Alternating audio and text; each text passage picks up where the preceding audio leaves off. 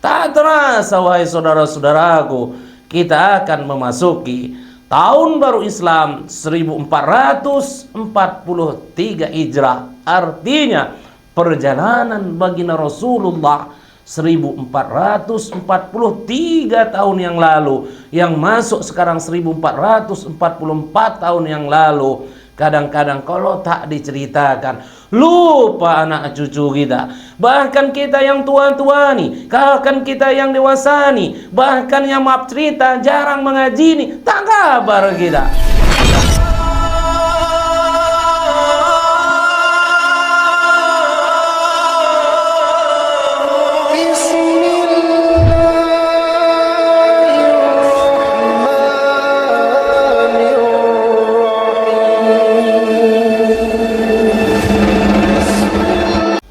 Bismillahirrahmanirrahim.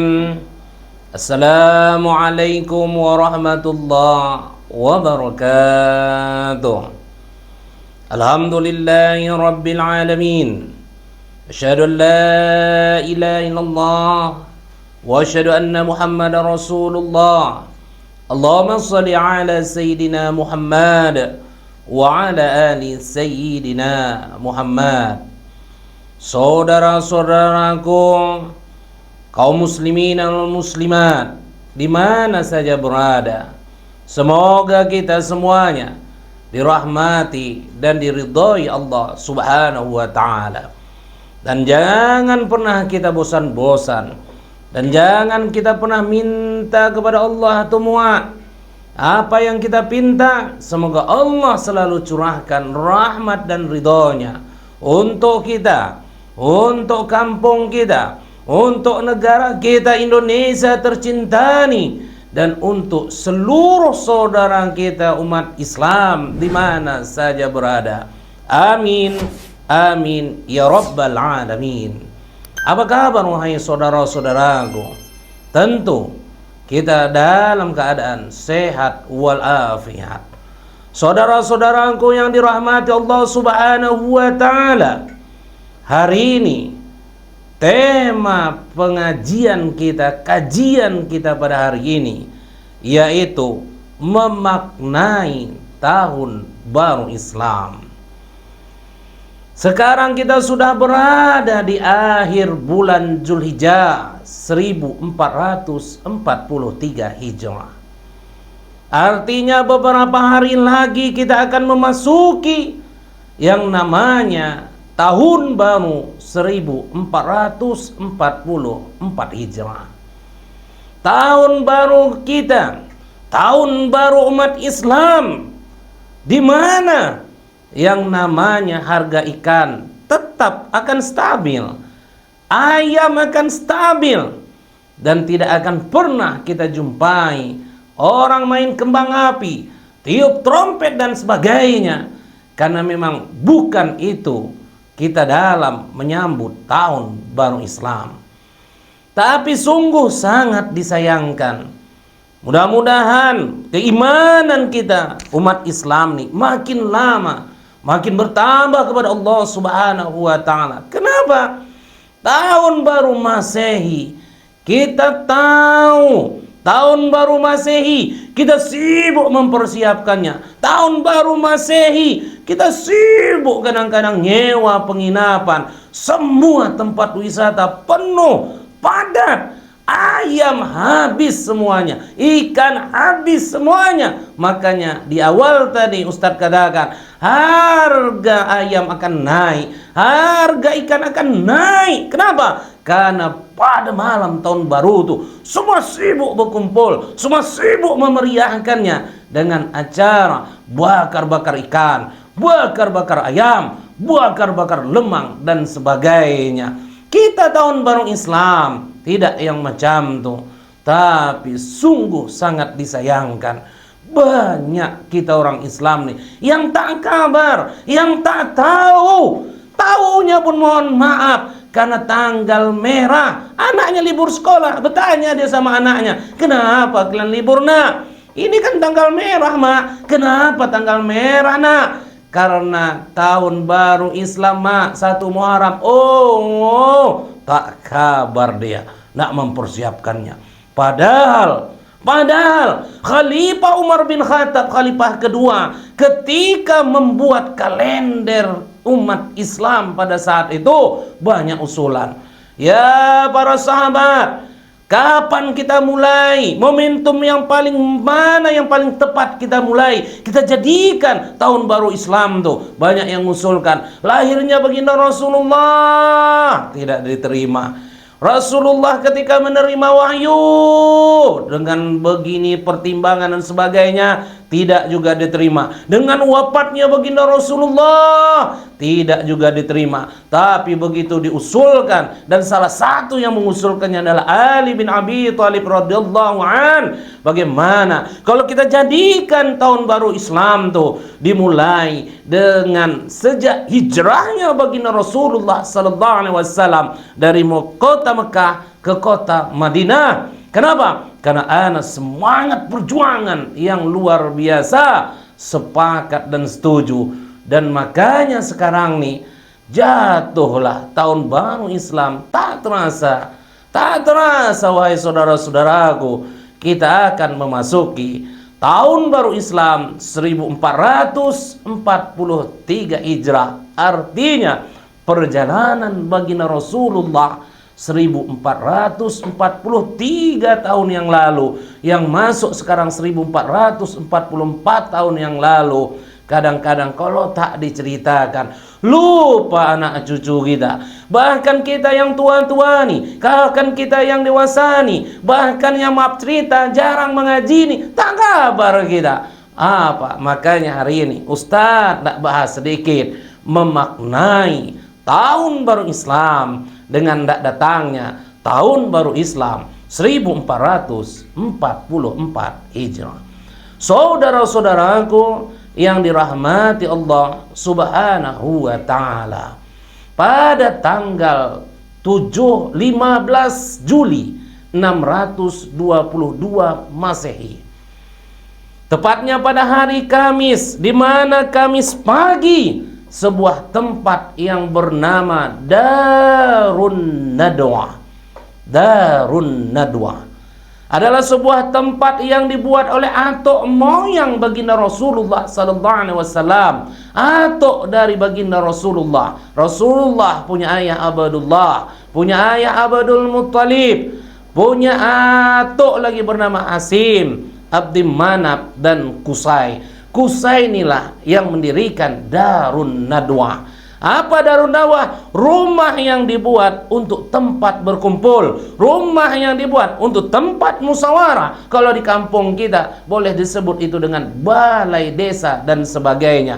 Berkumpul tokoh-tokoh, berkumpul orang-orang hebat pada masanya untuk membicarakan apa yang mesti kita buat supaya kampung kita itu jaya, supaya kampung kita itu besar. Semua dirapatkan. Tapi pada tanggal 15 Juli 622 Masehi itu, pada hari Kamis itu, rapat tuh berkumpullah musuh-musuh baginda Rasul, kafir-kafir Quraisy yang dipimpin oleh Umar bin Hisam, yang dipimpin oleh Abu Jahal dan para musuh-musuh baginda Rasulullah, yang dibincangkan mereka pada saat itu macam mana hendak membunuh baginda Rasulullah, macam mana hendak membinasakan baginda Rasul kita.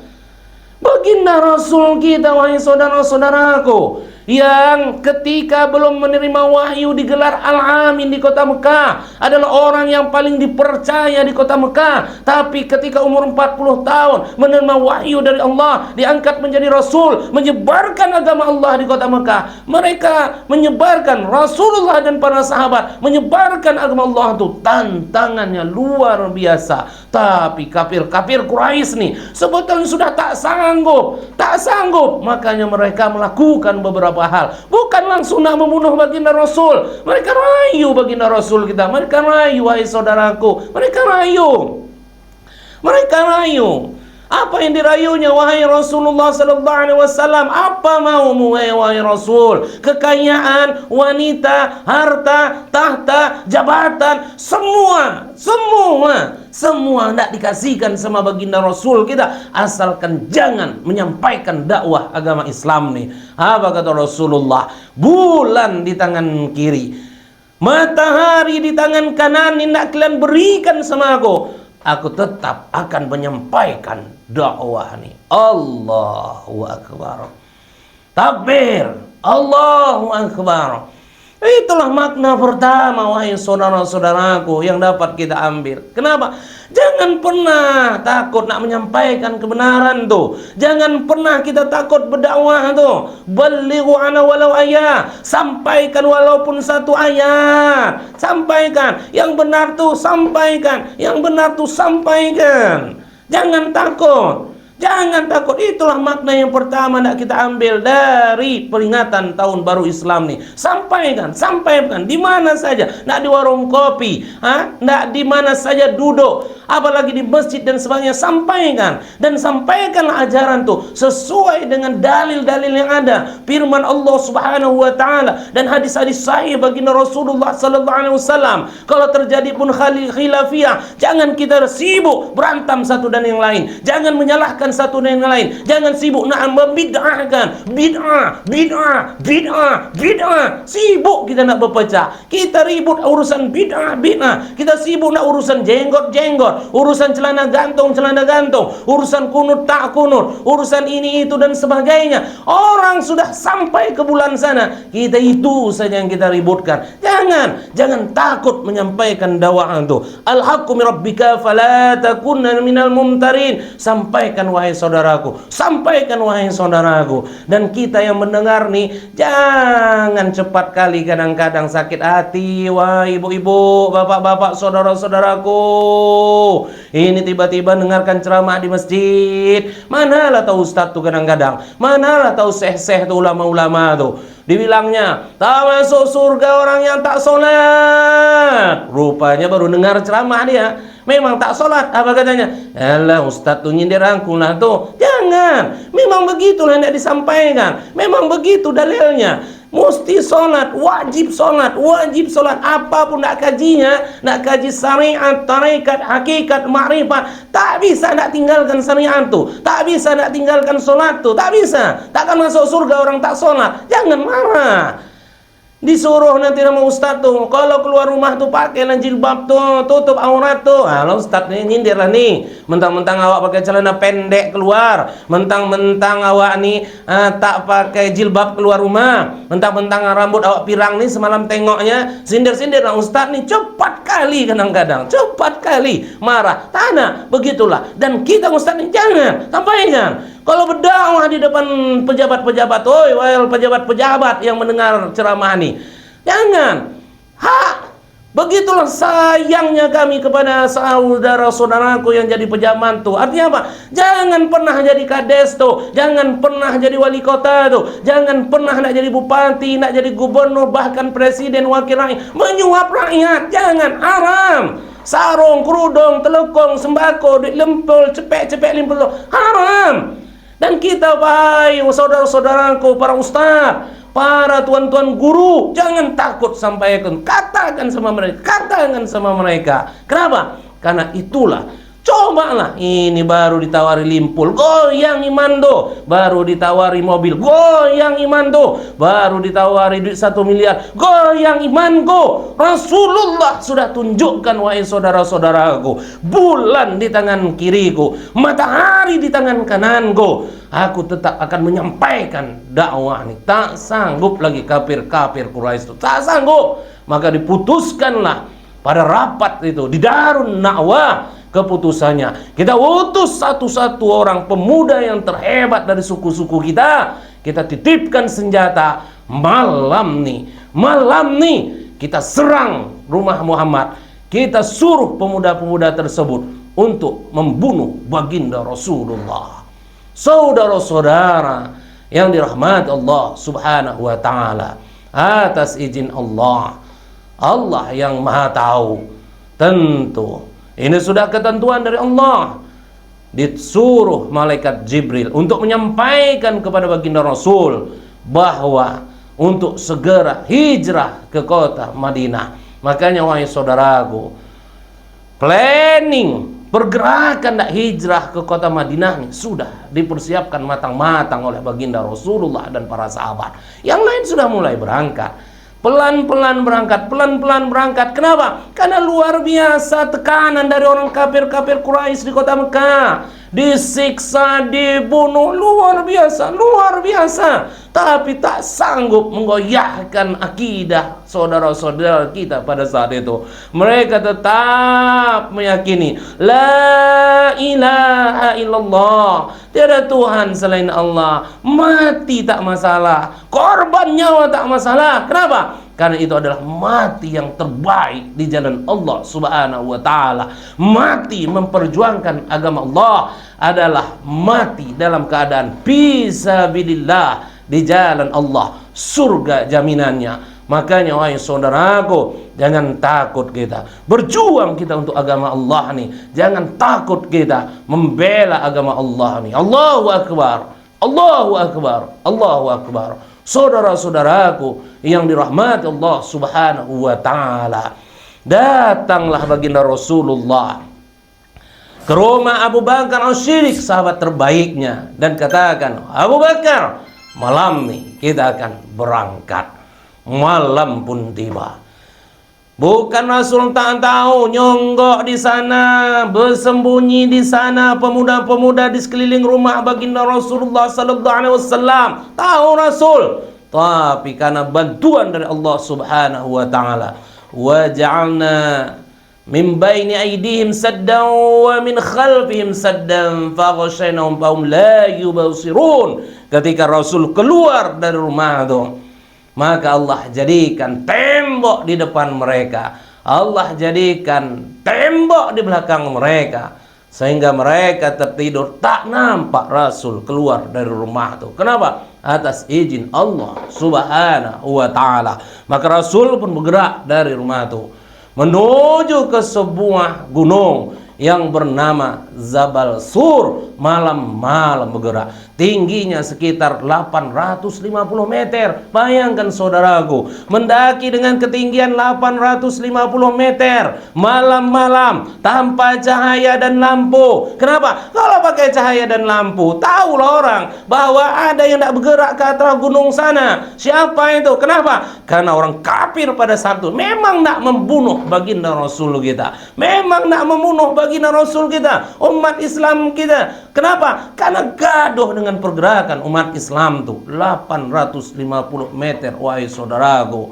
Naik ke atas sana pada malam hari yang luar biasa, tanpa cahaya dan pelita. Begitu sampai di sebuah gua yang tinggi, kira-kira pintunya itu atasnya lubangnya 1,5 meter dan luas di dalamnya tuh sekitar 3,5 meter luas.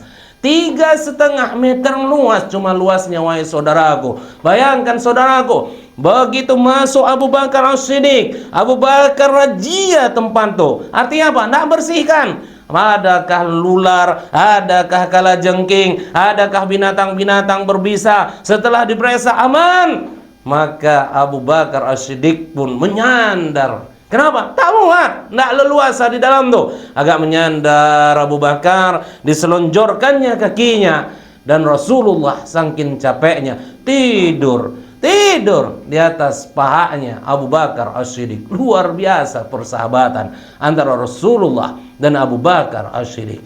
Saudara-saudaraku yang dirahmati Allah Subhanahu wa ta'ala, luas satu kuburan tuh 1 kali 2 meter.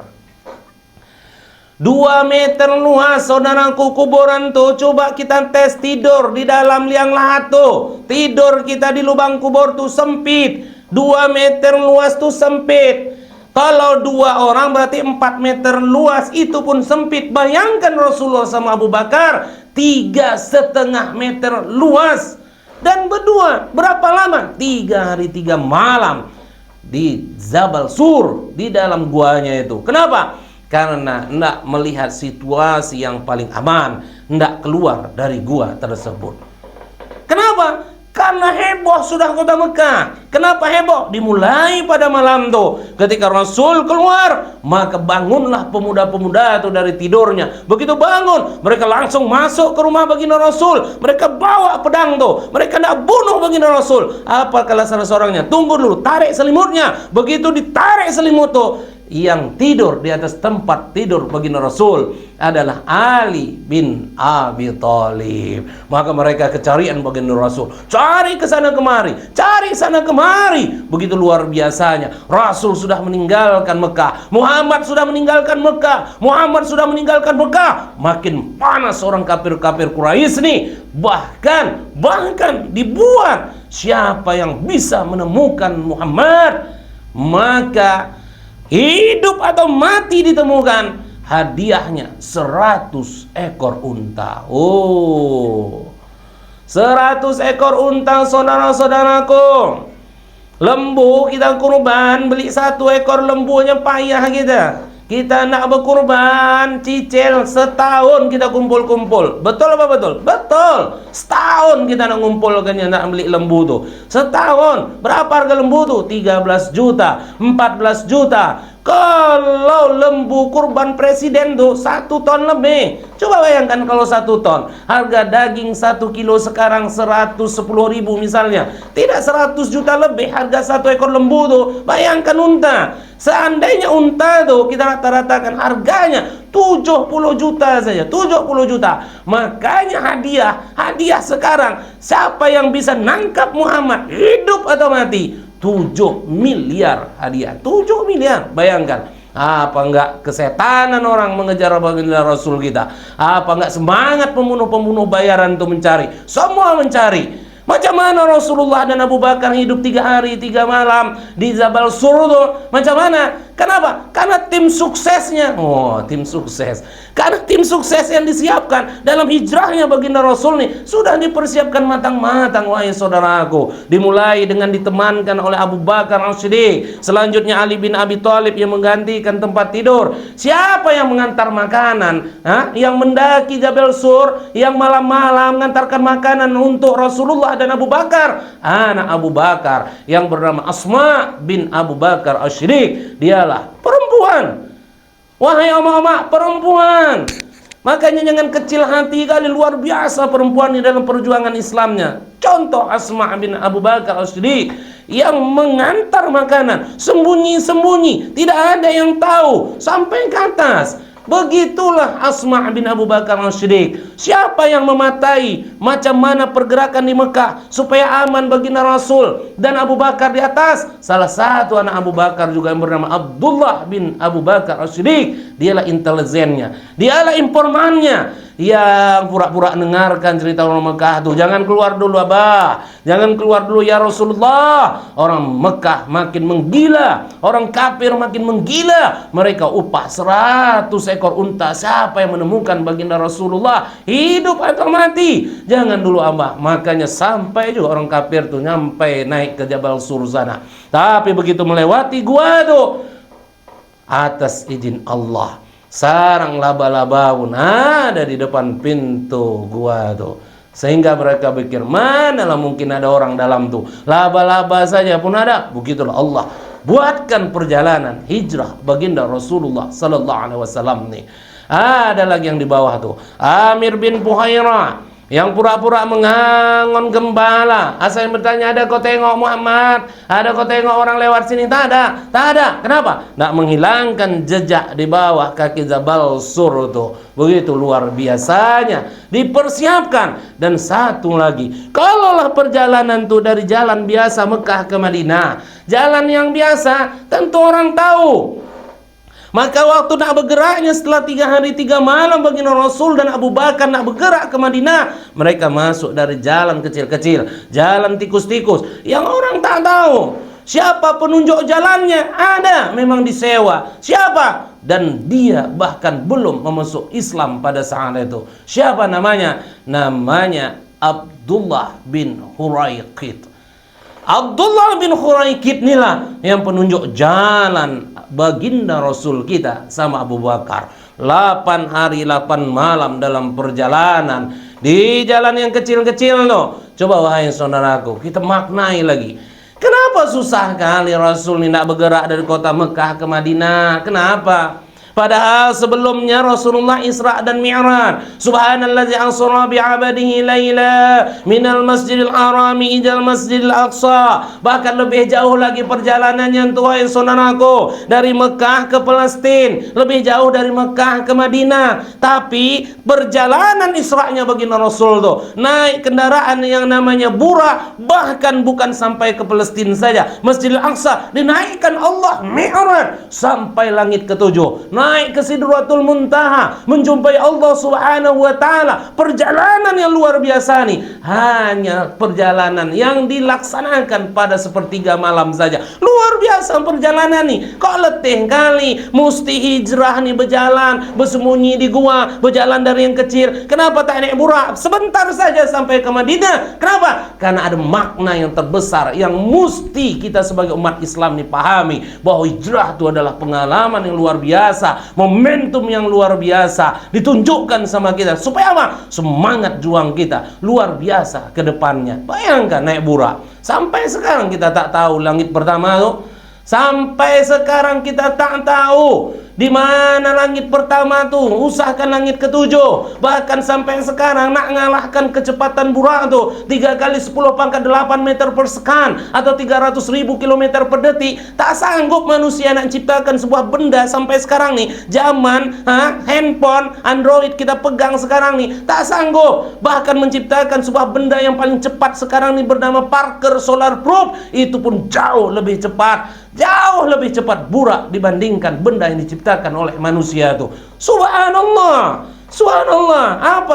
Apa yang nak kita sombongkan di dunia ini wahai saudaraku? Tak ada. Makanya hikmah selanjutnya tawaduk kita, perjalanan Isra Mi'raj nih ngajarkan kita, tak usah kalian sombong. Memang diajarkan kepada Allah, jangan kalian sombong, jangan kalian lantam. Oh ya orang kaya, oh ya pejabat-pejabat, oh ya orang-orang yang hebat, tak usah sombong. Kenapa? Semua ini milik Allah dan akan kembali kepada Allah Subhanahu wa taala. Perjalanan Rasulullah itu 8 hari 8 malam setelah menginap di Jabal Sur, masuk ke jalan yang kecil-kecil, jalan yang sempit-sempit, tapi dengan hadiah 100 ekor unta. 100 ekor unta. Ada juga yang bisa menemukan baginda Rasul. Ada. Kenapa? Siapa? Seorang pembunuh bayaran kelas 1.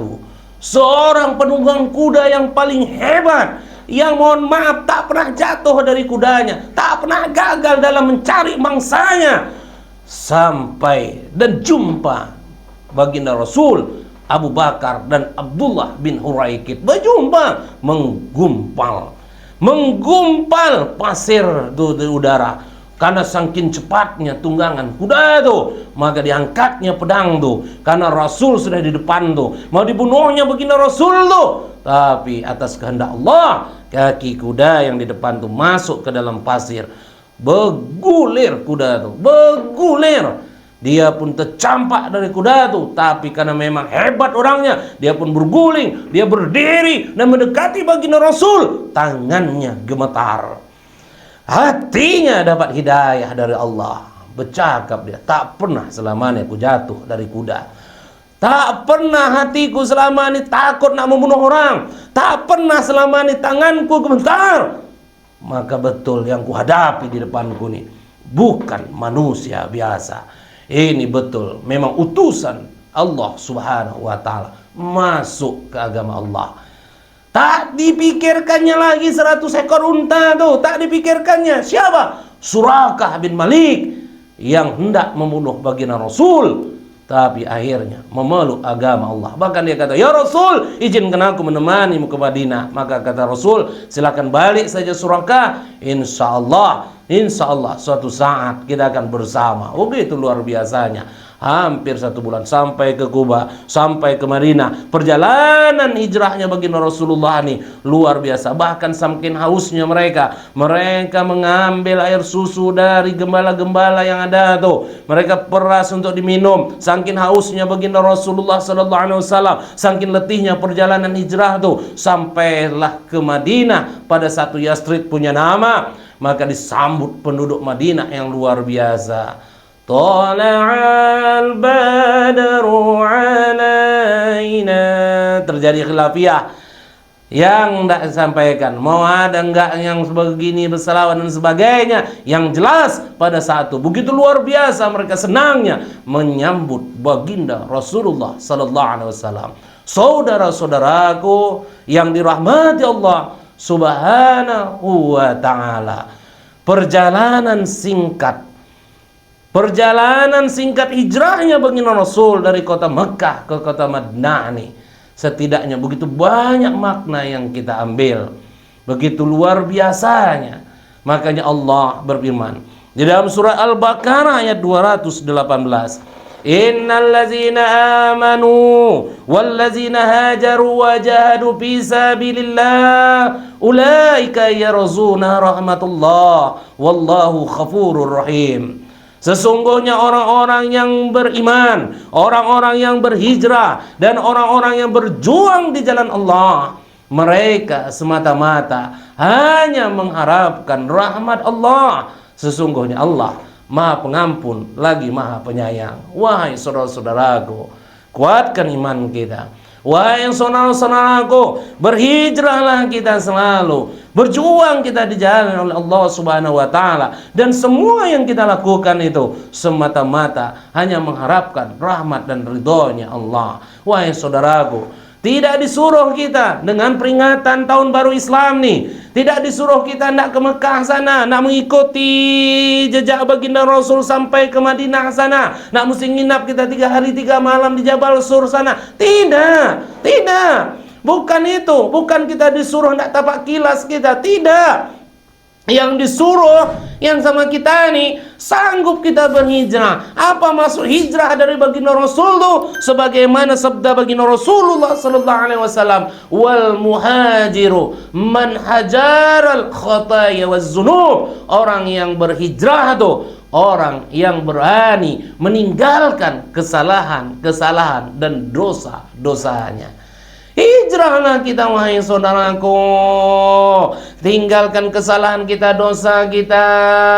Kalau ada orang yang mengatakan janganlah bolong-bolong sholat tuh, patuh kita, jangan bandal kali. Kalau dibilang jangan durhaka melaki itu, tinggalkan kesalahan kita. Kalau lah kita selalu nyakapi orang tuh, tinggalkan. Yang mabuk-mabuk tuh udahlah tinggalkan. Yang masang togel tuh udah tinggalkan. Yang korupsi itu tak baik udah tinggalkan. Makan duit berbunga tuh, riba tuh udah tinggalkan. Semua perbuatan yang maksiat tuh tinggalkan. Jangan lagi nak korupsi, jangan lagi nak suap menyuap tuh tinggalkan. Udah tahu itu salah, udah tahu itu dosa, maka kita tinggalkan. Kenapa? Karena itulah makna hijrah yang sebenarnya.